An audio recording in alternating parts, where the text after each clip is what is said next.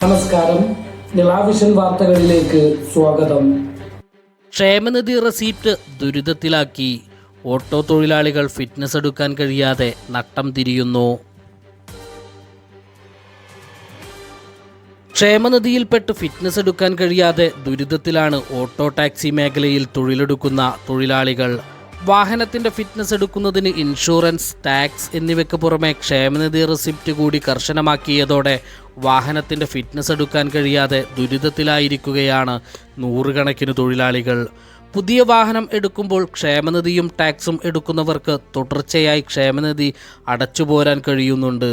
എന്നാൽ പഴയ മോഡൽ വാഹനങ്ങൾ എടുത്തവരാണ് ഇപ്പോൾ ദുരിതത്തിലായിരിക്കുന്നത്. ടാക്സ് അടക്കാൻ ക്ഷേമനിധി നിർബന്ധമില്ലാത്തതുകൊണ്ട് 4-5 വർഷത്തേക്ക് ടാക്സ് എടുത്ത വാഹനങ്ങൾ ഉണ്ട്. ഇതിൻ്റെ ക്ഷേമനിധി ഭീമമായ സംഖ്യയായി മാറിയതാണ് തൊഴിലാളികളെ ദുരിതത്തിലാക്കിയത്.